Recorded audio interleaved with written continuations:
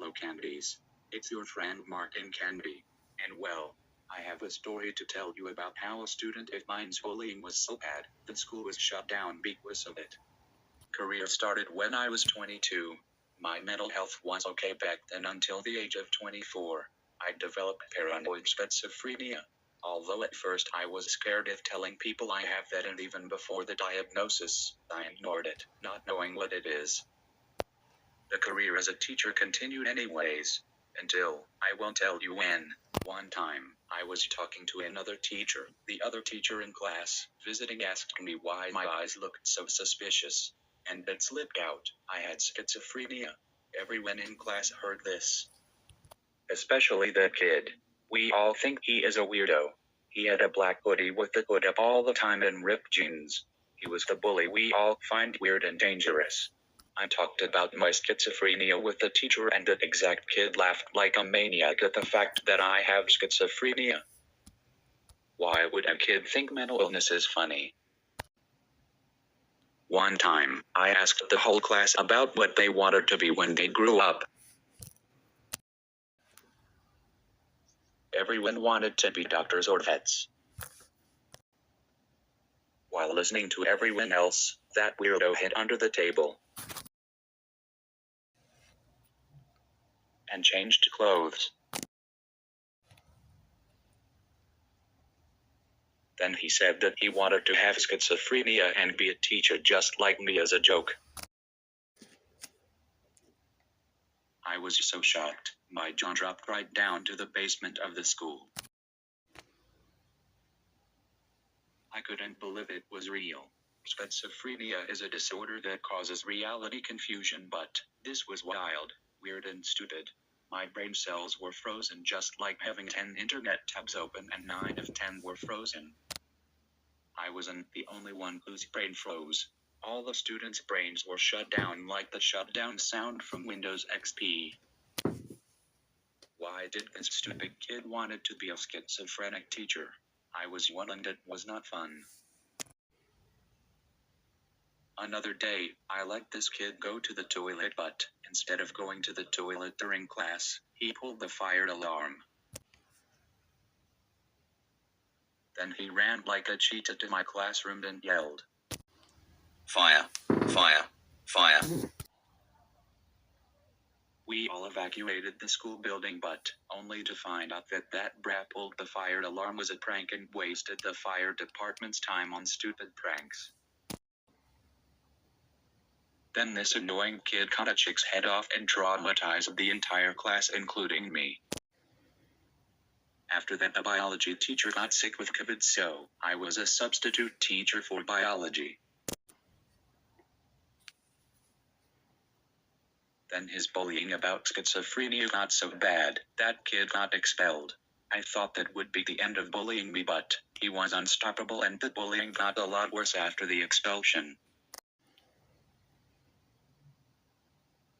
One day, I was shopping for groceries and this kid and his mom approached me and started to say all kinds of slurs, swear words, and even went so far as flipping me off with his middle finger. He was really rude and disrespectful towards schizophrenics that I put all my groceries away and let the embarrassment led me to have voices in my head telling me that I deserved all the insults I got, although it was not real. I got really sensitive to human voices, like a wild animal, and considered quitting teaching. After that, I was really thinking about how my schizophrenia ruined my life on my bed, crying myself to sleep every day until that bratty kid started stalking me by finding my house and peeking through the window all of that school Christmas break. I do not celebrate Christmas due to religion, but that kid was stalking me anyway. The stalking got so bad, I had to file a restraining order against him, and that did stop him for a good while. And I did not get to see him until further notice. Then shockingly, another student, this time a girl who was actually that brat's girlfriend. These kids are too young to be dating, but they were.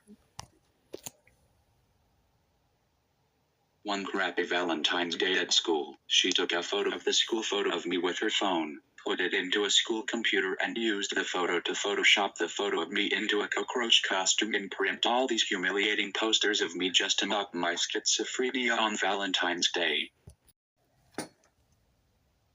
She kept yelling at random people about it while having these posters all over the school just so the entire school would know I have schizophrenia. I didn't want that humiliation, but I got it. The humiliation moved me to quit teaching and becoming really depressed. Then I came back to teaching to see how it is.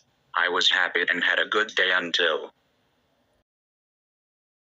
the bully came back to mocking schizophrenia, although I filed a restraining order against him. And I was surprised how he did not end up arrested for doing this on restraining order.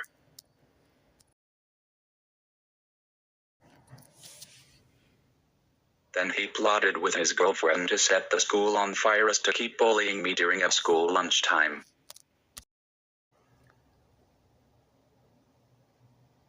And they unfortunately didn't even fail to escape the fire.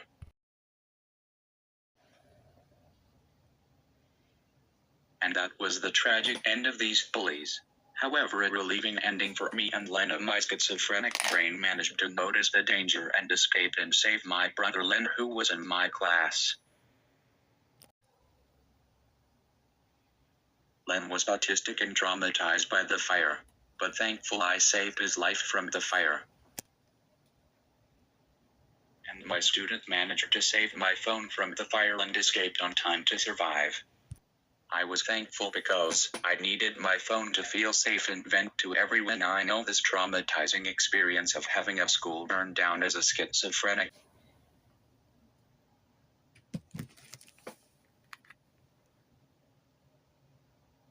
The school was shut down for good. I was told to get another job and all the survivor kids' parents to get their children another school as the school was deemed too dangerous and there was a lack of funding to repair it. My mom heard this. Len, who is both my brother and student, needed new backpack and school supplies to replace the one lost in the fire.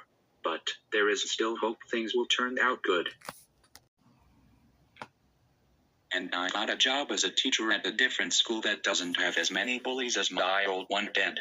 And thankfully the principal of it felt bad for me and hired me there. I did enjoy teaching, but without the bullying I got from that brat. And that was my story. By Candice.